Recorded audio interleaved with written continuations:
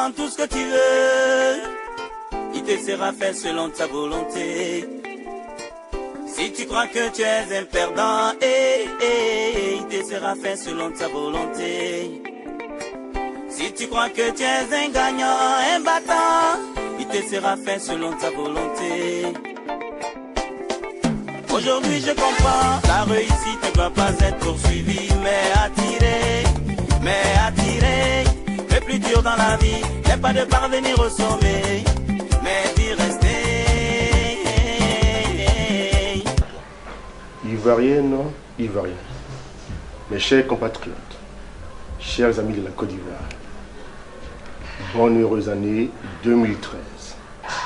Santé, bonheur, prospérité à tout le peuple de Côte d'Ivoire,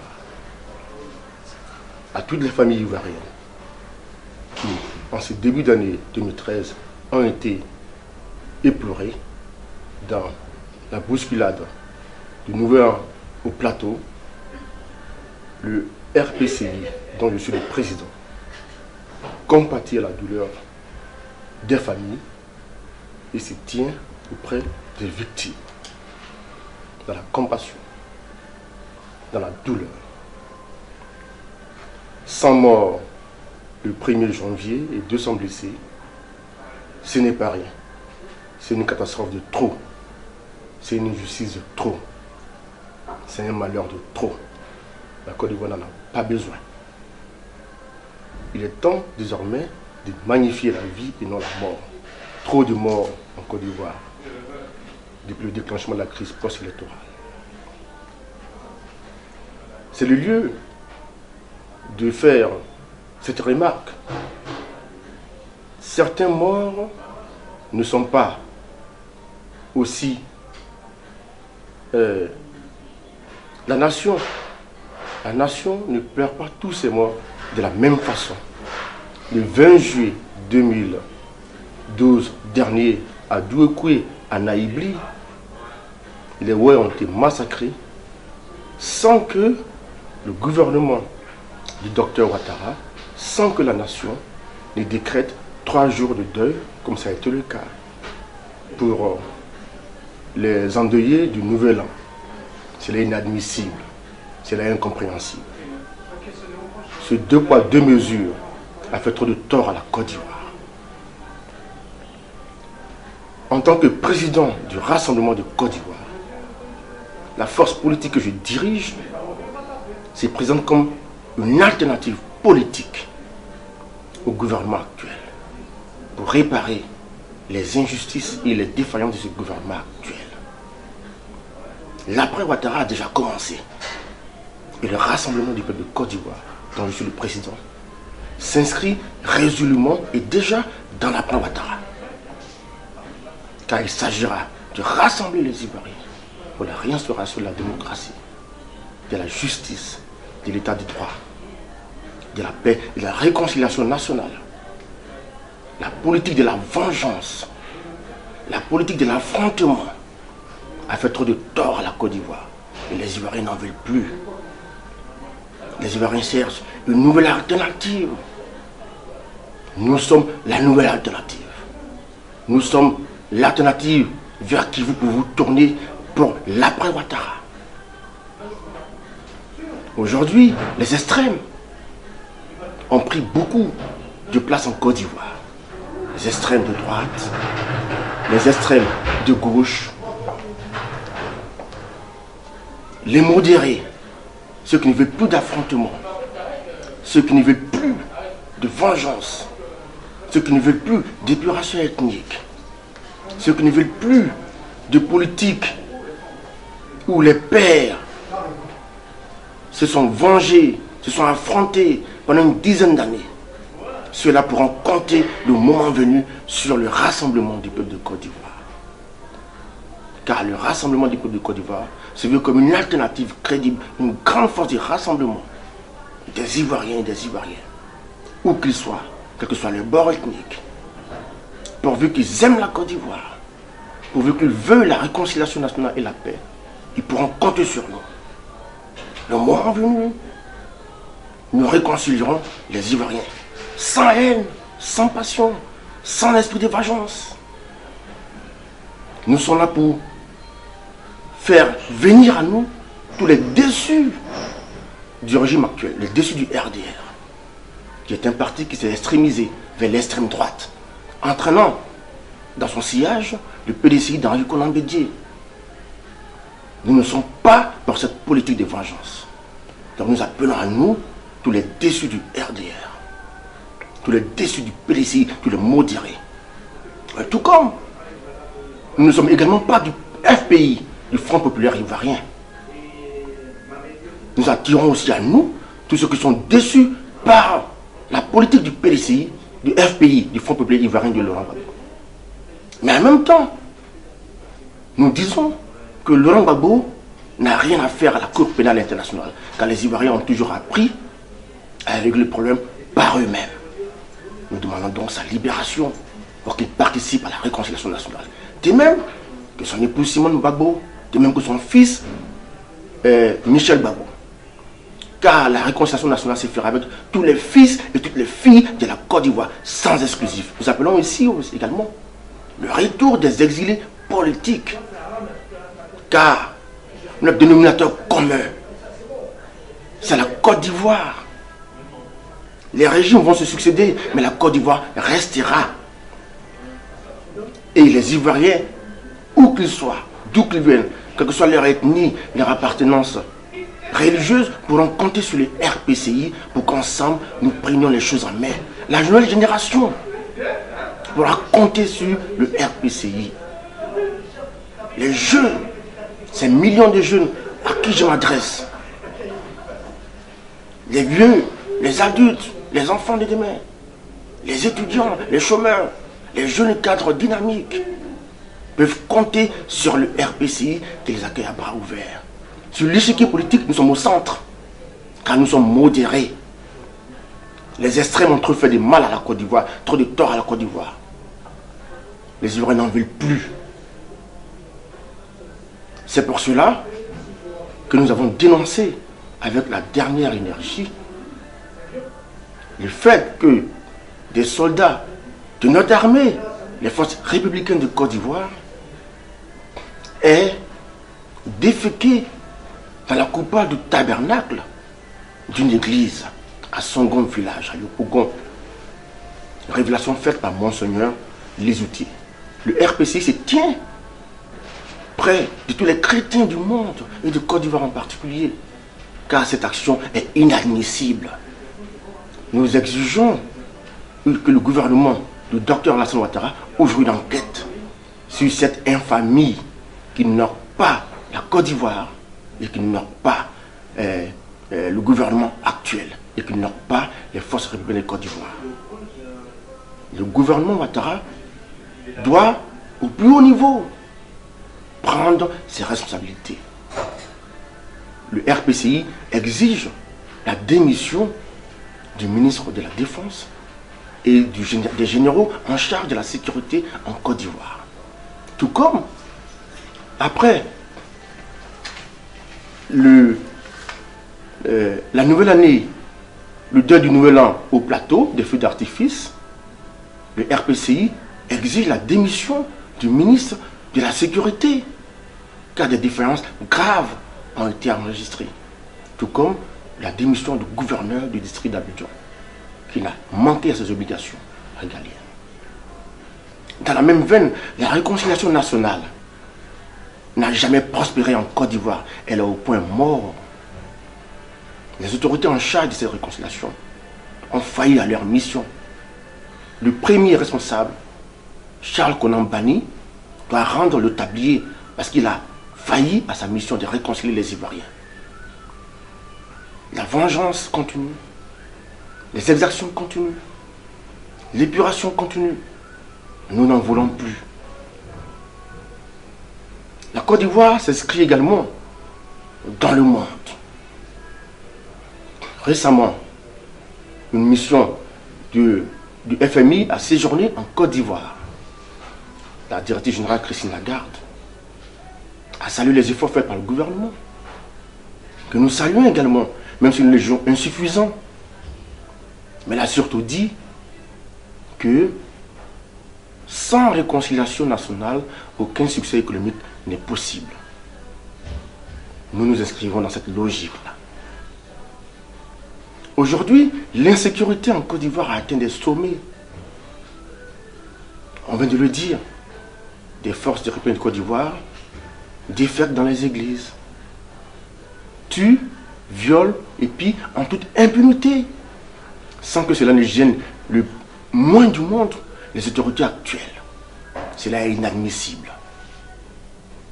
Nous exigeons la refonte totale des forces des républicains de Côte d'Ivoire, car elles ont failli à leur mission de protéger les biens et les personnes. Nous exigeons que la police, qui doit être chargée des opérations de maintien de la paix, retrouve les prérogatives régaliennes. Nous exigeons donc que le gouvernement leur donne les moyens nécessaires, les armes nécessaires pour qu'ils accomplissent leur mission, tout comme la gendarmerie nationale, qui est aujourd'hui désarmée. Le Rassemblement du peuple de Côte d'Ivoire pense que c'est une aberration. Il faut revenir à la gendarmerie régalienne. Sur le Mali, le Rassemblement du peuple de Côte d'Ivoire approuve la décision des autorités maliennes de reconquérir l'intégrité de leur territoire, car personne ne peut admettre l'existence de terroristes, d'extrémistes, de djihadistes, d'islamistes. Ils ont demandé à l'ONU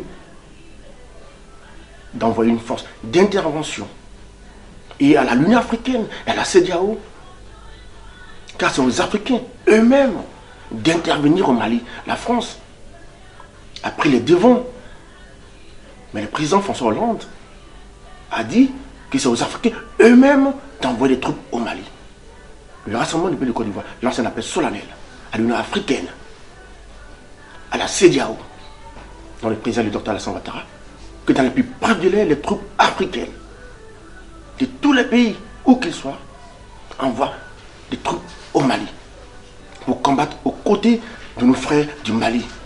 Car c'est aux Africains de reconquérir, de prendre en main leur destinée, et non aux Européens, et non aux États-Unis, et non à l'Occident.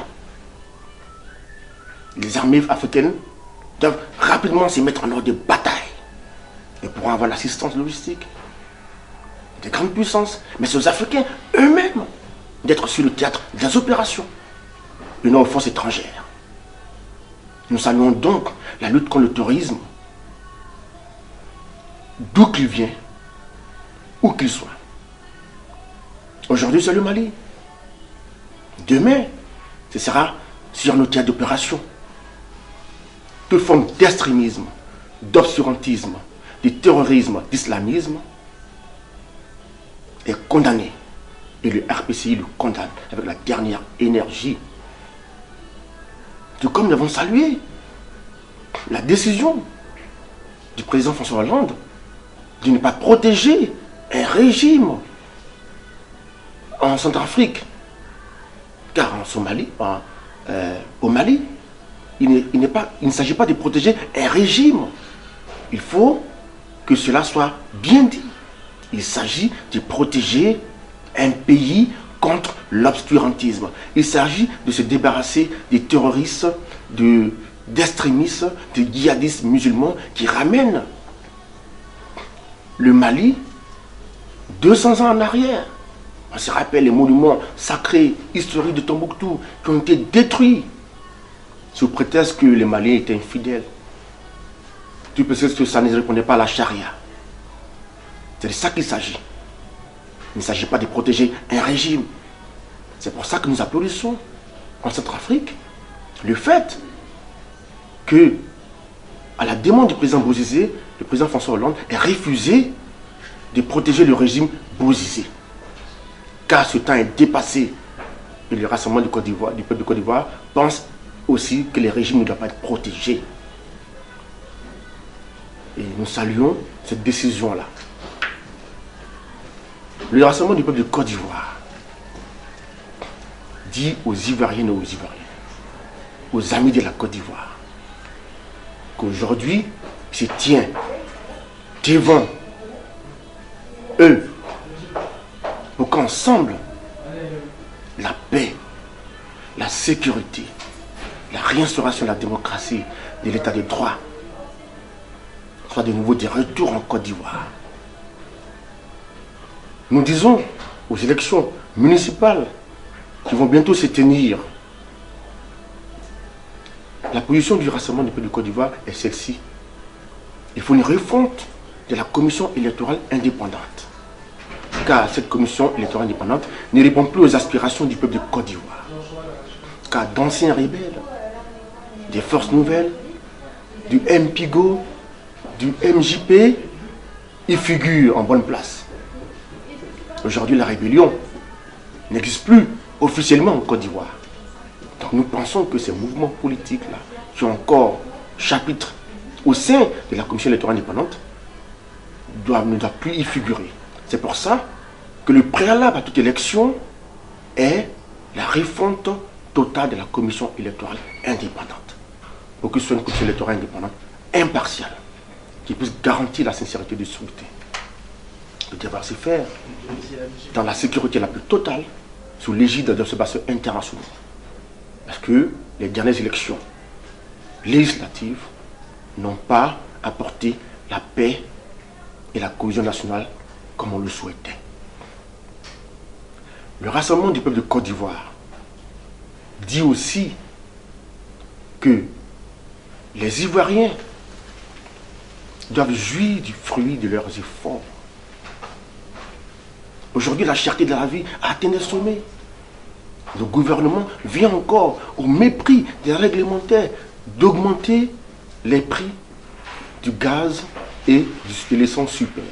C'est inadmissible. À un moment où le gouvernement nous a dit que les caisses de l'État étaient pleines, que des excédents budgétaires avaient été réalisés au niveau des régies financières, trésor, impôts,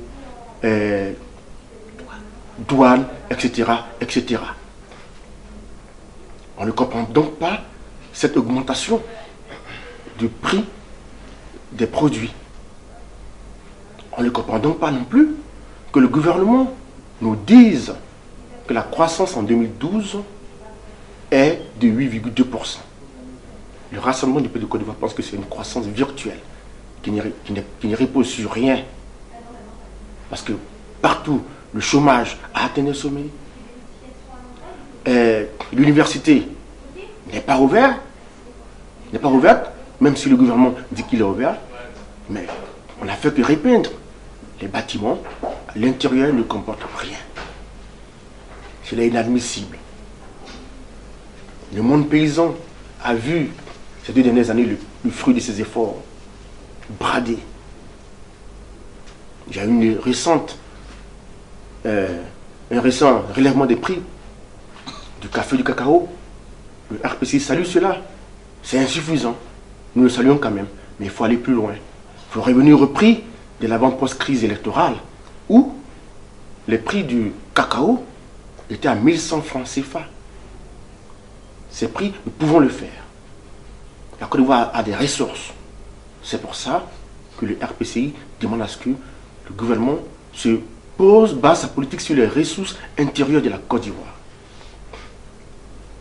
Le gouvernement a récemment entrepris une vaste campagne internationale de financement de son programme, appelé Programme national de développement. Le RPCI s'inscrit contre l'endettement, le surendettement de la Côte d'Ivoire. Parce que la Côte d'Ivoire a les ressources nécessaires pour son économie, pour son éducation, pour sa croissance et pour son développement. Le RPCI appelle le gouvernement donc à privilégier la recherche du financement intérieur par la mise en place d'un budget qui tienne compte des réalités nationales, des réalités locales, au lieu d'endetter la Côte d'Ivoire. Car c'est à nous, les futures générations, qu'il reviendra de désendetter la Côte d'Ivoire. Nous préférons dès maintenant prendre en main nos responsabilités. Ivoiriennes et Ivoiriens, mes chers compatriotes, amis de la Côte d'Ivoire, les étrangers ont toujours vécu en Côte d'Ivoire en harmonie. Le rassemblement du peuple de Côte d'Ivoire n'est pas contre la présence des étrangers en Côte d'Ivoire. Mais le rassemblement du peuple de Côte d'Ivoire est contre l'appropriation des terres des Ivoiriens par les étrangers. C'est pour ça qu'il a dit qu'il veut revenir à la Côte d'Ivoire de notre enfance. Car depuis toujours, les étrangers ont vécu en harmonie en Côte d'Ivoire. On travaillait sur la terre des Ivoiriens, on travaillait en Côte d'Ivoire sans qu'ils ne gênent personne. Avec le rassemblement du pays de Côte d'Ivoire, les étrangers ne gêneront toujours personne. Mais il n'est pas question que les terres des Ivoiriens soient bradées pour les étrangers.